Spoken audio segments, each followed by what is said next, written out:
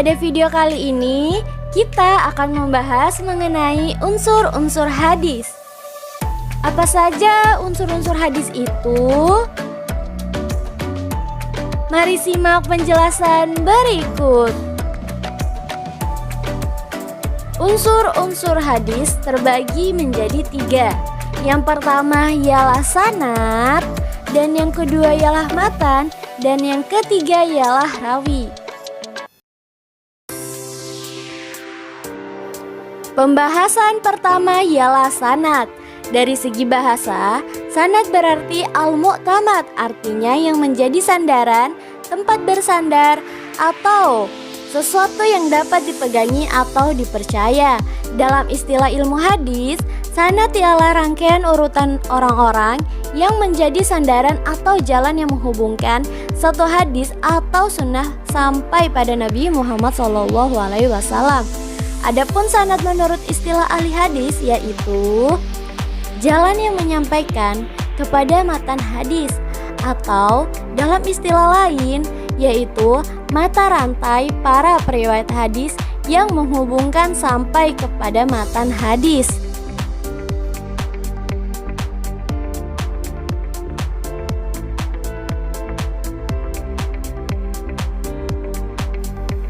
Yang kedua ialah matan. Dari segi bahasa, matan berarti punggung jalan, tanah gersang atau tandus, membelah, mengeluarkan dan mengikat. Matan menurut istilah ilmu hadis yaitu perkataan yang disebut pada akhir sanad, yakni sabda Nabi Muhammad SAW yang disebut sesudah habis disebut sanadnya.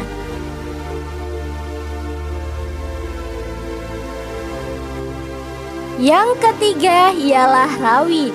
Rawi yaitu orang yang memindahkan hadis dari seorang guru kepada orang lain atau membukukannya ke dalam suatu kitab hadis.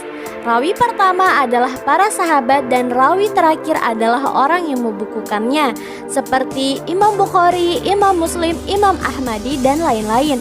Suatu hadis yang telah sampai kepada kita dalam bentuknya yang sudah ditadwinkan dalam buku-buku hadis melalui beberapa rawi dan sanad. Rawi terakhir hadis yang termaksud dalam Sahih Bukhari atau dalam Sahih Muslim ialah Imam Bukhari atau Imam Muslim, seorang penyusun atau pengarang.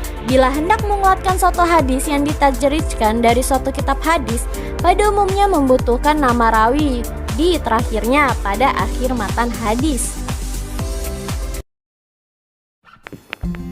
Untuk memperjelas mengenai sanad, matan, dan rawi, diperlukan contoh berupa hadis. Dalam memperdalam pengetahuan tersebut mengenai sanad, matan, dan rawi, di sini sudah terdapat contoh hadis dari riwayat Al-Bukhari. Mohon disimak ya. Berikut ialah terjemahan atau arti dari hadis tersebut. Mohon disimak.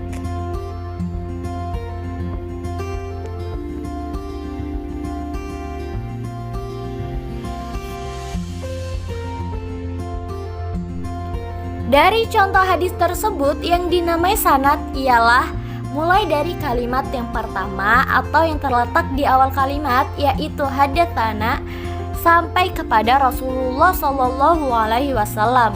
Mengapa demikian? Karena sanad ialah merupakan urutan orang-orang yang menjadi sandaran atau jalan yang menghubungkan suatu hadis atau sunnah sampai pada Nabi Muhammad SAW. Dari hadis tersebut yang dinamai dengan matan hadis ialah merupakan isi dari hadis tersebut yang terletak pada pertengahan hadis setelah sanad hadis disebutkan. Seperti contoh berikut, dari kalimat baina ana naim hingga kepada ya Rasulullah qala. Selanjutnya ialah rawi. Yang disebut rawi atau mukharij adalah orang yang membukukan hadis yang terletak pada akhir hadis. Dari contoh hadis tersebut, rawi adalah riwayat Al-Bukhari.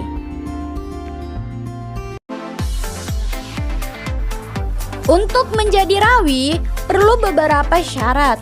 Adapun syarat-syarat rawi Yang pertama adil, yang kedua muslim, yang ketiga balik, yang keempat berakal, kelima tidak pernah melakukan perbuatan dosa besar, dan yang keenam ialah tidak sering melakukan dosa kecil. Yang ketujuh David.